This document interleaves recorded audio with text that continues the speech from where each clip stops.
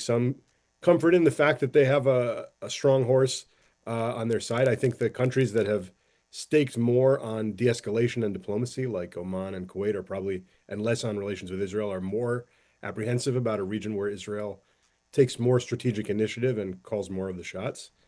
Um, but I think just about everywhere there's a real mix. I don't think anyone likes the kind of imperialism and aggression and bullying that Gulf states have been subjected to over the last several decades by Iran.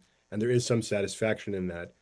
But I think beneath that, there's a deep unease because they were pursuing a different strategy that I think had paid some dividends for the states involved. And I think that strategy may run aground on some of the contradictions of this moment when it comes to the approaches that other states are pursuing vis-a-vis Iran. Thank you, Dan. Okay, one for Colby.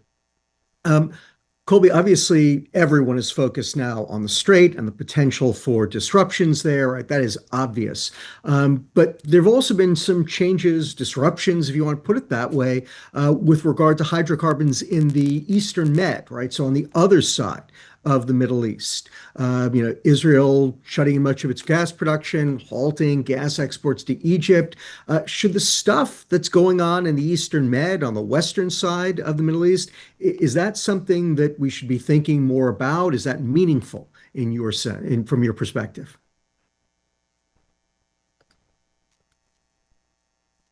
You're muted, Colby. Sorry, I think after all these years, unmuting myself on Zoom would be a little easier, but sorry about that. Anyway, yes, there are certainly risks to the East Med with this situation. I think the Strait is and what goes on in the Gulf beyond the Strait is a lot more consequential to the global economy writ large than what takes place in the East Med. And I think the attention that each region gets is to some extent commensurate with that. Egypt does have some of the more immediate consequences for LNG markets.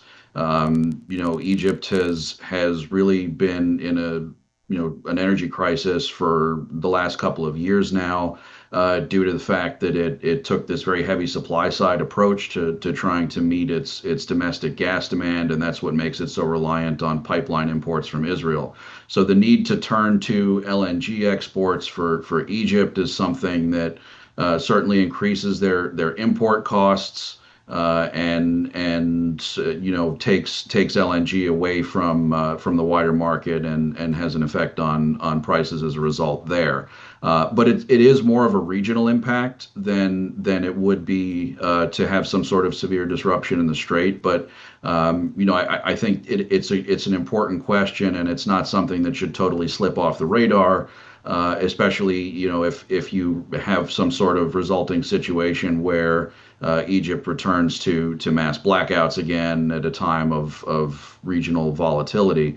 Their ability to procure LNG cargoes has been pretty strong, so it doesn't seem like we're headed in that direction.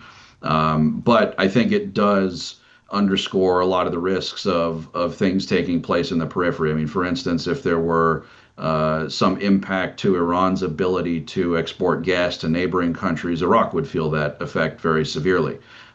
These things kind of slip off the radar when they don't have the same macroeconomic effect as a lot of the major oil supply disruptions or LNG disruptions. But they are still present, and they are often felt much sooner. So, that's an area that I've been keeping track of closely, and definitely still should be on everyone's radar as this goes on. That's great, Colby. Thank you. All right. We've got a whole bunch of questions that I want to pose to each of you in your areas of expertise. As all of you know, I am always very focused on the long term, and this is why I'm at Middle East Institute and no longer in the U.S. government. I kept trying to get the U.S. government to think long term, and of course, politicians in a democracy tend to like to think short term. But we've got a whole bunch of questions I think are really important for us to be considering at this moment in time about the long term in the Middle East and the impact of this war. So what I'd like to do is I'd like to pose to each of you in turn different aspects of these questions that were being asked. So General, what's going on now, all kinds of new stuff, drone warfare, targeted killings, the the acceptability seemingly of preventive war, even though it's being couched as preemptive, it seems to be much more preventive war. On the other hand, at the end of this, it seems like Iran is going to be even weaker than it was. And so a major destabilizing force in the region should have less ability to destabilize the region.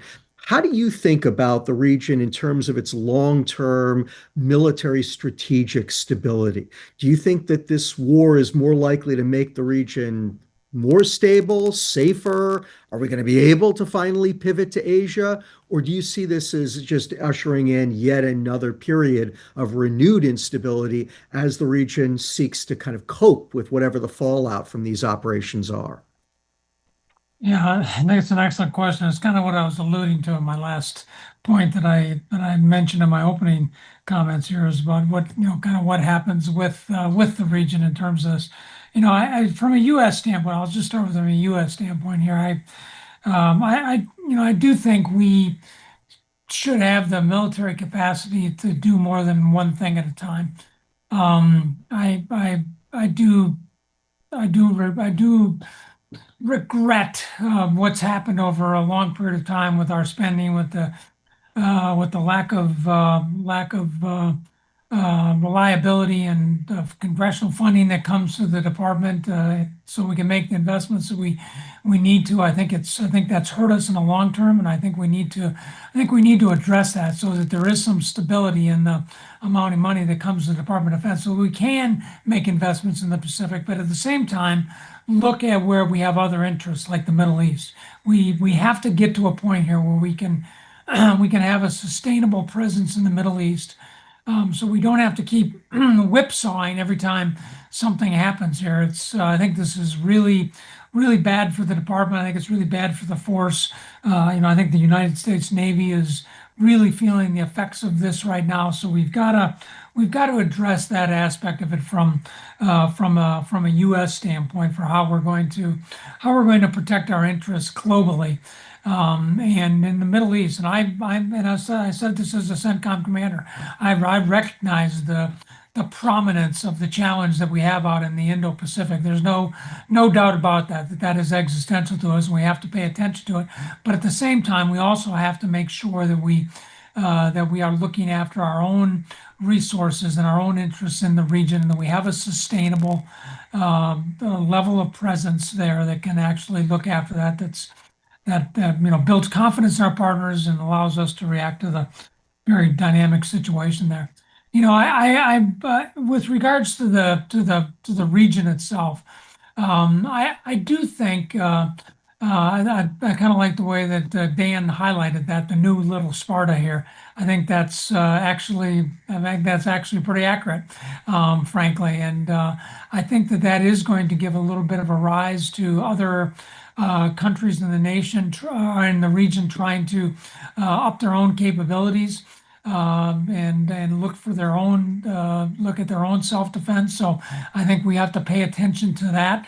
I do think, presuming we can get to some kind of an end state here where Iran can perhaps kind of come back into the region, I do think a security cooperation focus that is focused on helping the countries of the region build their own capabilities, both especially in the maritime domain here, to look after their own responsibilities. I think is an important aspect of it.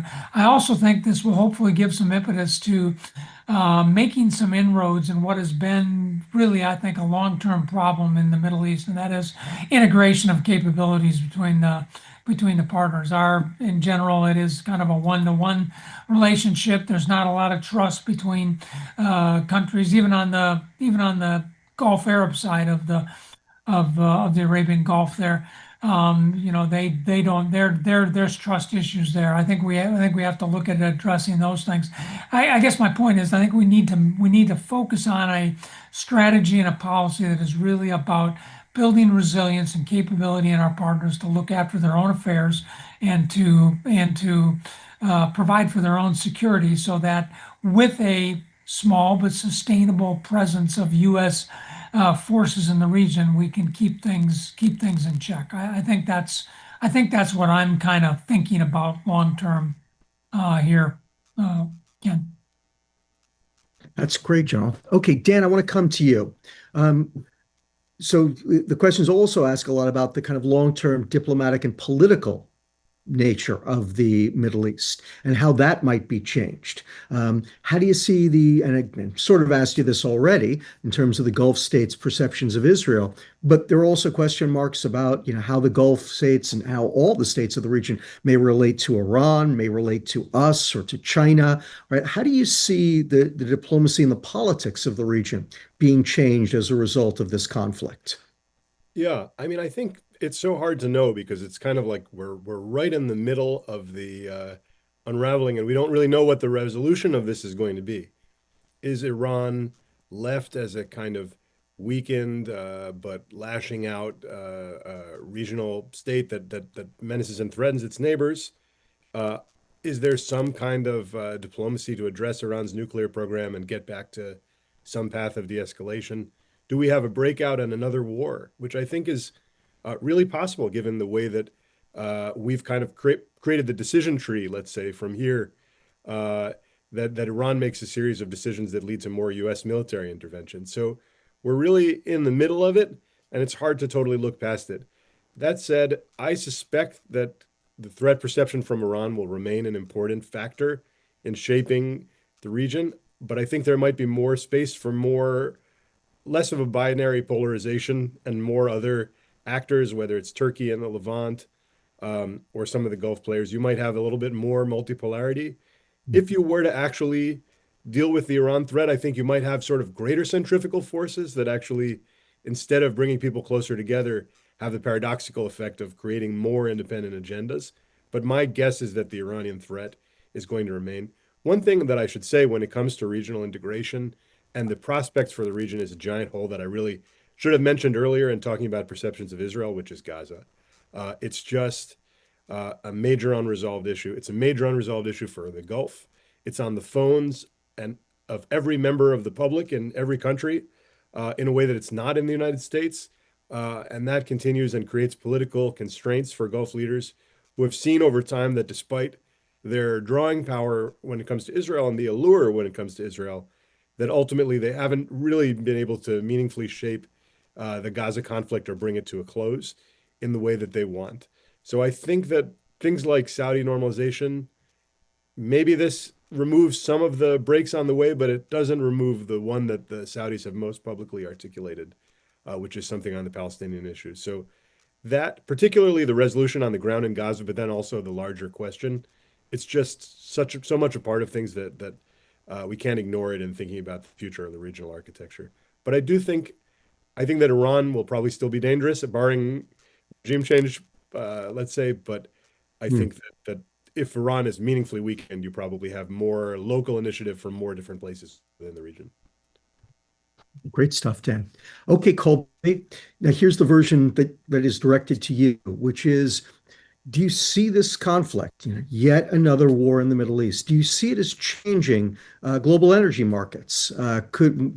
Could this be the final spur to, lead us to move away from hydrocarbons, or could it be the exact opposite, especially if oil is not really affected at all, which is a very reasonable outcome for reasons that you've suggested, I've suggested in other webinars, lots of other people have as well. Maybe we get through this without any attacks on oil. Does that simply kind of, routinize and, further dig us in around hydrocarbons as the future? How could this change the world's relationship to hydrocarbons? Well, I think what it does in the long term is that it underscores that for as long as we live in a world where we're consuming 100+ million barrels of oil a day, the Gulf is going to remain a very important part of that. And that the risk of losing it is something that will have a strong macroeconomic impact whenever it emerges. As I've mentioned on a couple of previous sessions, the relatively more muted price reaction at this point is due to a couple of reasons. One is that there has been plenty of overreaction in the last couple of years to potential supply disruptions from the region, and so I think there's a little bit more caution in trying to anticipate that as being imminent this time around, because this is basically the world we've been living in since October 2023. But Gulf producers are really taking this kind of last man standing strategy in regard to the oil industry, due to the fact that they have large reserves, low production costs, and high volumes of production. And while it doesn't come to the front of the agenda for many people right now, they also have a very low upstream carbon intensity, which means that the emissions associated with their production are lower than in many other regions. So even if we are getting to a point where, say, we're approaching peak oil demand by the end of the decade, any major risk to the stability of supply from the region is still going to be important even after there is a plateau. I commented on another session that although we don't necessarily live in the world of war plus Middle East equals high oil prices anymore, we could again. And a lot of what's made the difference there is the U.S. shale industry. Which is, for the most part, still going strong. It may face a decline this year, but it does have a shorter life expectancy than the supply that comes out of the Gulf, and it needs higher costs to survive. That isn't going to change, and the idea that the U.S. is a major supplier now that mitigates the risks of supply loss from the Middle East is not something that's going to be able to remain a factor in perpetuity. So the security of supply from the region is going to remain important. But in regard to your other question about diversification away from oil and gas or from supplies from the region, that's something that's very possible as well. And something that my colleagues and I at Energy Intelligence are spending a lot of time focusing on is this energy in the age of protectionism. And the idea that there's more of a push for energy sovereignty. So you may see some countries that have domestic oil and gas resources put more energy into trying to develop them, or potentially develop alternate sources that lower the potential for a risk of a disruption to imports. The longer this goes on, the more that may accelerate that type of a change, and put some more emphasis behind the need to diversify that type of supply. You've seen China do that with domestic production, and trying to promote electric vehicle proliferation. That's not because they care about the environment. It's because they want to move away from the amount of oil that they need to import. This may accelerate some of those trends in the longer term. But until we do see a massive decline in oil consumption in the world, and gas consumption, which is set to rise for much longer than oil consumption will, the region is going to play a large role. And this just this latest iteration of conflict in the region, I think, is just underscores that ultimately we're nowhere near close to a world where we can live without the energy that this region supplies. Outstanding. All right. General, we got a whole bunch of questions here about regime change in Iran.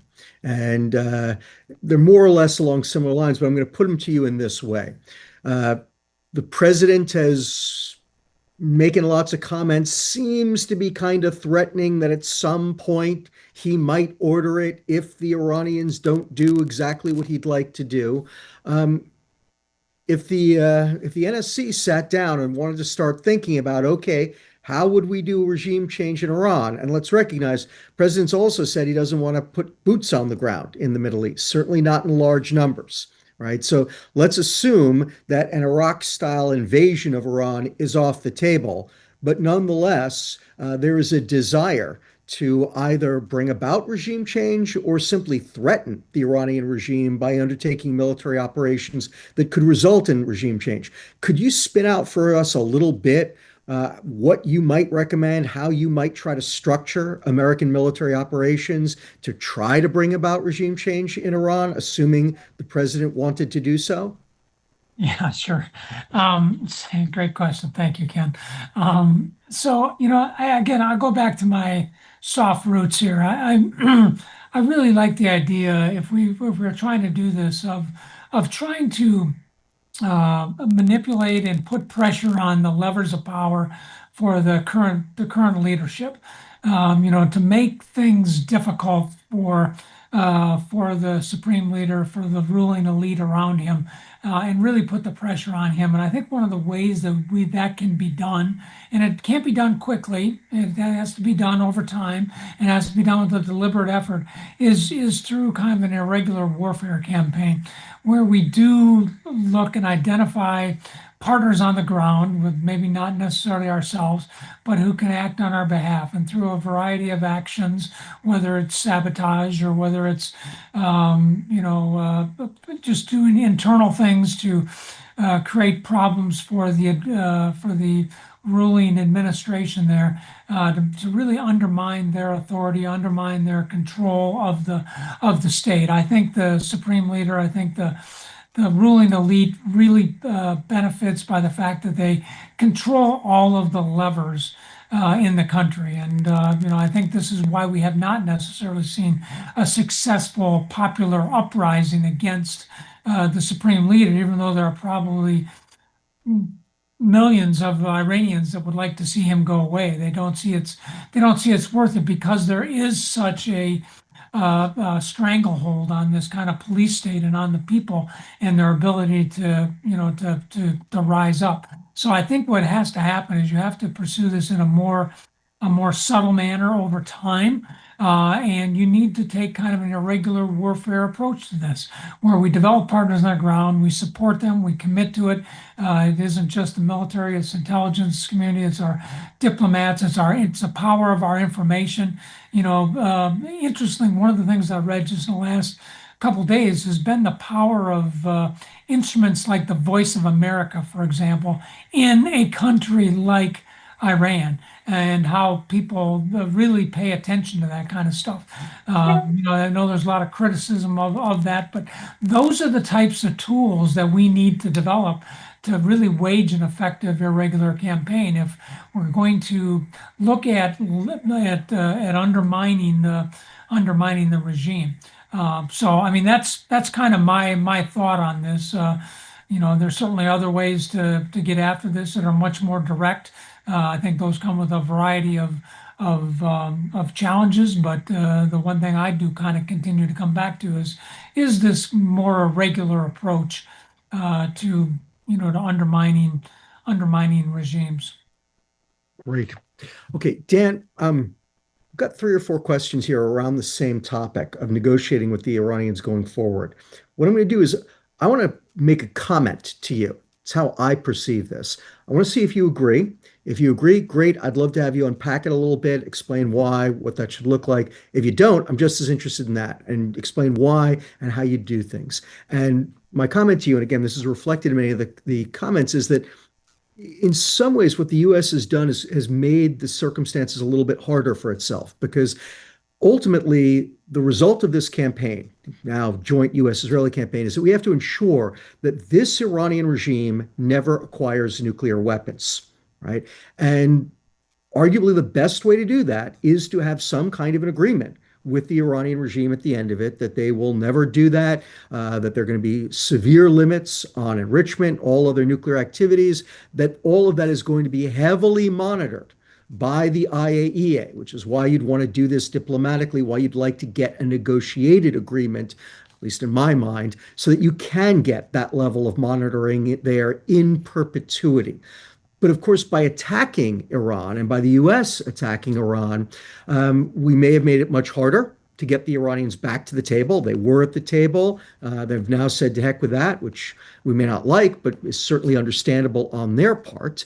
Right? And we may have convinced many Iranians that the only answer to their strategic problems is to get a nuclear weapon. And so I see a real catch-22 here that is going to require some very, very deft and subtle diplomacy on the part of the Trump administration, employing a combination of, inducements and threats and blandishments and compromises that I think is going to be extremely important, but tough to do, especially given what we've done. So first, if you agree with that, unpack it a little bit. If you don't, tell me why you think that's wrong. Ken, I really do agree with that.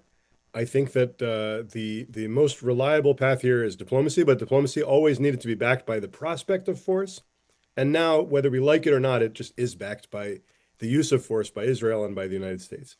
Now, I think President Trump's feeling was that you can throw your adversary off balance, that you can kind of create the conditions on the ground that you want before you start the talk. But you're dealing with a rigid, ideological, gerontocratic, and hard to reach by cell phone group of people at the moment, which is going to make kind of fast food diplomacy really hard here. It's going to be really hard to say you have 21 days or else X and Y happens. I think it's time for us to find some way to get off the clock and then to own the clock when it comes to that diplomacy if we want it to have any chance of working.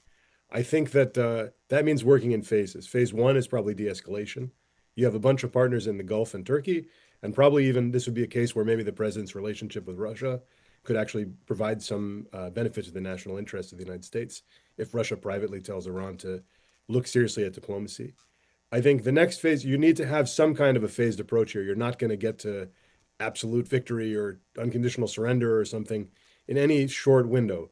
You need some kind of a freeze where the Iranians either freeze what they're doing, and the U.S. has inducements they can offer, including Israeli strikes are still going on. Perhaps we can find some way to use the conclusion of that operation as a lever. America has lots of diplomatic levers here. We have inducements we can offer. Snapback is still on the table for the Europeans to put sanctions on Iran all the way through October.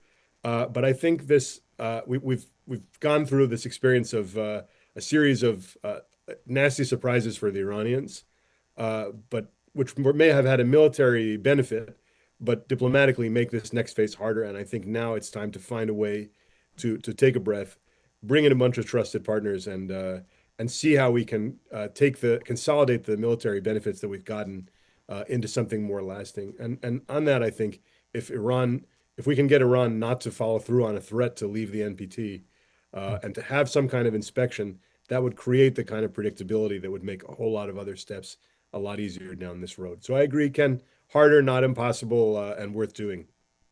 Excellent. All right. Well, we've still got about 20 questions out there. Apologies. We're not going to get to them today. And I will say that in some cases, I didn't feel like we had these are not the right questions for necessarily this group of people, but we're going to be doing additional virtual briefings during the week. And I promise I'll bring in other experts who will be better able to answer some of the questions that got posed today. Until then, General Votel, Dan, Colby, thank you all so much for joining us. I think that the light that you shed on this was incredibly important and useful, certainly for me, I think for our audience as well. Thank you all for taking the time. And we will be speaking to all of you again soon, I have no doubt. Thank you all.